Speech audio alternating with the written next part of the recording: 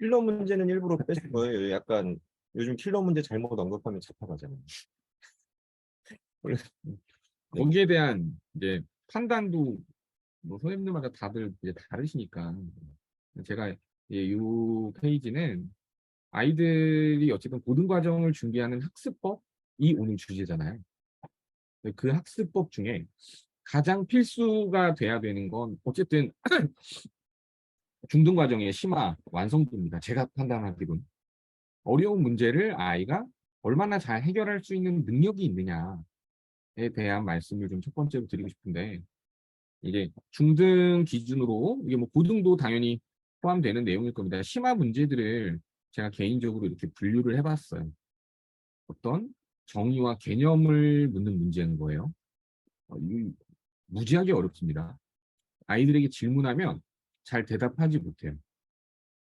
어제도 제가 수업한 친구에게 이제 질문을 했죠. 어떤 정의에 대해서 묻는 그런 문제는 아이가 알고 있지 못하면 대답하기 어려워요. 순간적으로 고민해서. 자, 그다음에 연산을 굉장히 복잡하게 낸 문제들, 그다음에 여러 가지 단원들이 좀 섞여 있어요. 한 문제 안에. 그리고 실제 중등 과정의 심화로서 해결할 수 있는 문제이긴 하지만 다음 과정에서 어떤 선행을 미리 경험한 아이라면 너무나 쉽게 풀 수 있는, 네, 학년을 넘어선 문제들, 어떤 독특한 방법을 적용해야 문제를 해결할 수 있는 것들, 뭐 대표적으로 기하 문제들이 많죠. 뭐 붙여 돌리기도 해, 회전도 해야 되고, 뭐 어디 갖다 붙여서 합동인 도형을 찾기도 해야 되고, 아이들이 실제로 짧은 시간 동안 고민을 통해서 그 방법을 생각해내는 것은 좀 어려운, 네, 그런 유형.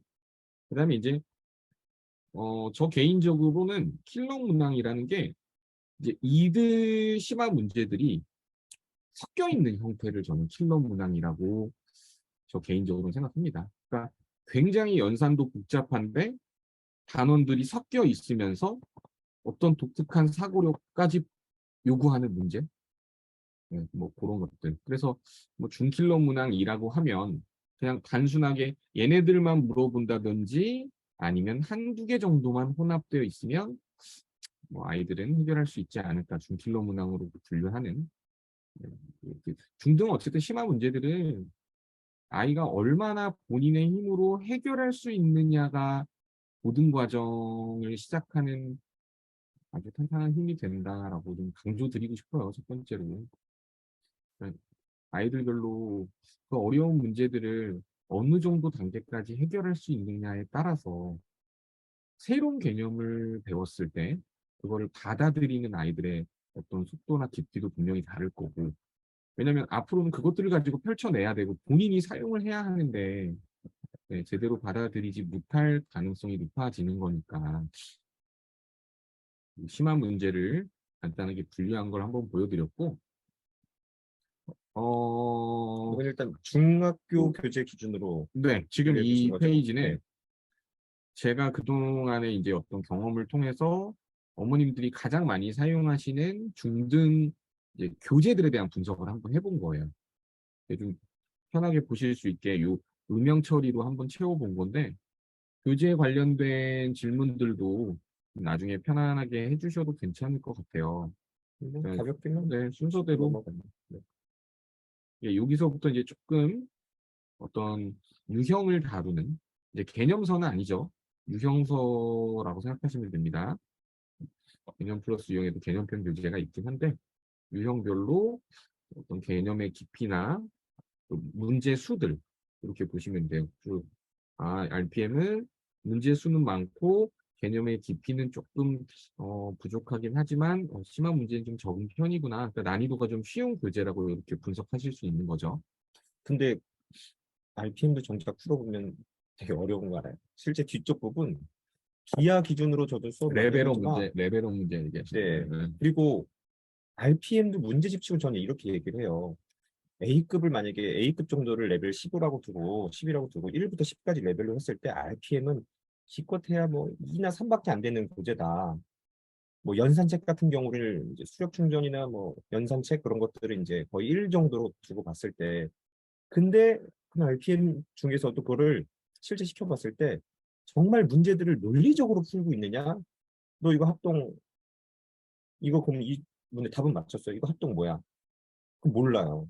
그냥 모양이 같아서 합동이라고 치고 그런 식으로 논리적으로 못 푸는 경우들도 많고 RPM 정도에 담겨져 있다라는 그 심한 문제들도 제가 봤을 때는 꽤 심화가 아니고 그냥 약간의 이제 응용 문제 정도인데 실제 그런 것들도 정확히 논리적으로 푸는 것들은 생각보다 그런 경우들이 많지 않더라고요.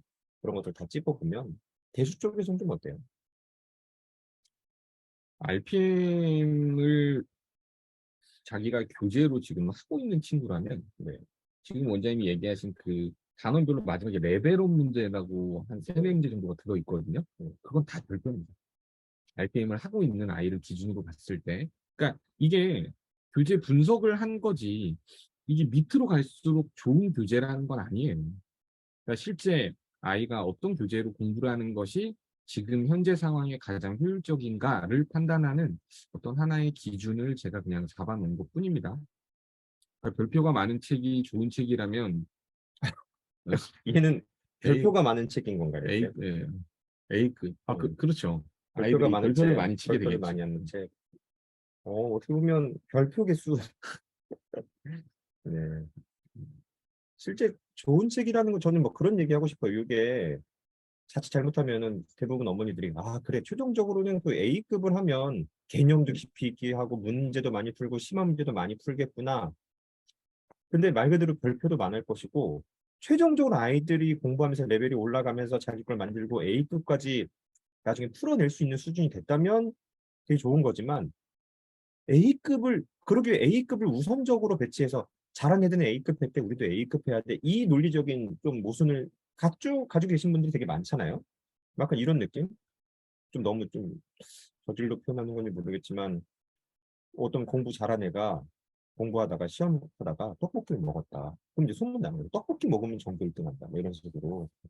아, 좀 너무 좀 낮게 표현했네. 근데 이런 식으로 뭔가 순서 인과관계를 생각해서 그 아이가 A급까지 풀었다면 어떤 과정을 통해서 A급까지 밟아가게 됐느냐. 그 과정을 밟으려고 해야지 A급만을 밟으려고 하는 경우가 최악입니다. 실제 보면. 정말 힘들어요. 근데 그렇게 하면. 최근에 좀 이런 커리들이 많이 보이잖아요.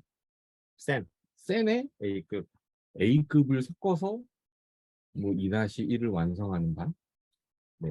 이런 원인이나 이런 건 어떻게 생각하세요? 아, 근데 이게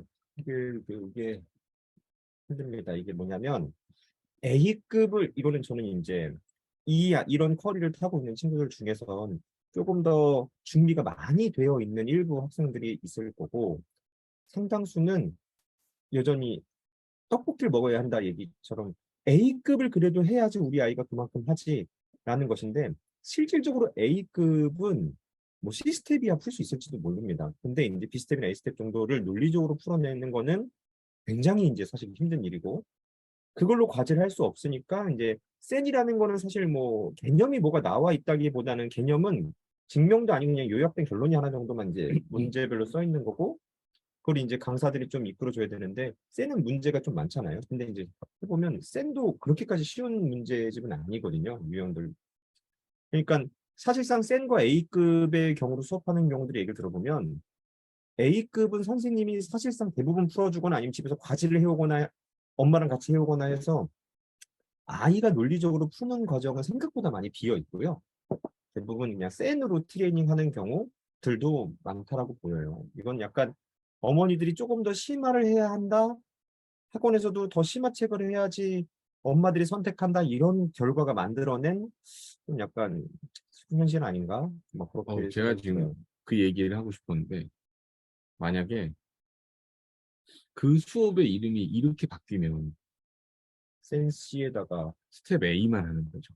그거는 굉장히 후반 단계에 그렇죠. 이제 내신 킬러 문제 같은 거 준비하고 마무리 단계에는 필요하죠. 근데 그러면 이 수업은 아닌 거잖아요. 그죠?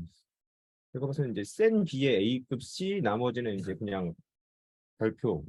근데 어쨌든 이 쿼리가 최근에 어느 정도 사실 많이 오늘 보이고 하고 싶은 있어서 얘기 중에 가장 큰 메인 얘기는 어디까지 풀어봤어요? 어느 교재를 하고 있어요가 아니고 현재 그 교재를 한 70% 가량은 아이가 스스로 풀어낼 수 있는 건가요? 풀고 있는 건가요?를 좀 확인해 보고 싶거든요. 저는 그게 가장 중요하다고 보는 거고, 우리가 학습이라는 게 크게 두 가지잖아요. 하나는 어려운 걸 이해해 보는 거, 하나는 그걸 자기가 풀어내 보는 건데, 또 그러니까 이해하는 능력들은 대부분 다 저희가 뭐 영화를 보든 뭐 하든 어떤 누군가 이렇게 어려운 문장 같은 걸 누가 해석해 주면 맞네, 맞는 말이야 하고 다 이해는 될 수 있어요. 근데 그런 응용 문제들을 푸는 건 또 생각보다 전혀 다른 얘기가 되는데, 우리가 원하는 거는 풀어내는 겁니다. 풀어내는 거.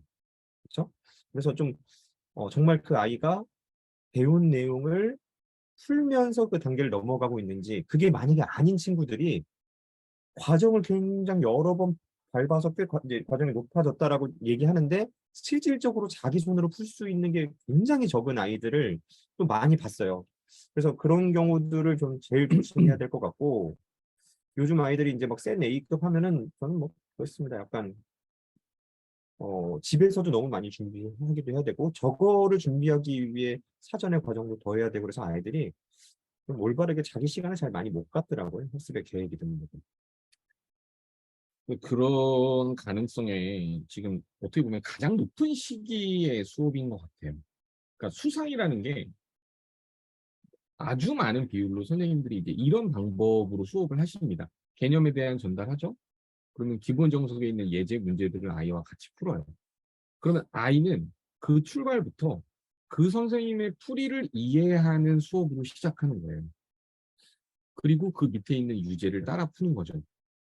그리고 나서 아이가 한번 이해하고 문제를 풀어봤으니까 이제 후반부의 문제들로 또 과제나 뭐 이런 걸 하게 되는, 이렇게 고등수학을 시작하는 수업이다 보니 아이들로서는 그 중학교 과정은 본인이 배운 내용으로 충분히 잘 풀고 뭐 완성도도 있었는데, 고등수학을 하면서 푼 걸 이해하고 자기가 따라하는 형태로 학습을 가장 처음에 시작하다 보니 앞으로의 수업에, 그러니까 본인이 어떤 메인이 아니라 그 수업을 따라가는 형태의 수업에 놓여버리는, 네, 그런 시기의 수업 아닐까라는 생각 때문에 어떤 수업을 듣고 아이가 그 수업을 어떻게 진행해야 하는지가 너무너무 중요한 시기가 아닌가, 음, 이렇게 생각이 듭니다. 이런 정말 부분은 좀 어, 말 그대로 아이가 정말 풀 수 있는 문제가 많아야 하는데 실제로 그렇지 않죠. 수상을 시작해 보면. 자, 이런 거는 가볍게 넘어갈까요? 넘어가겠습니다. 네. 네.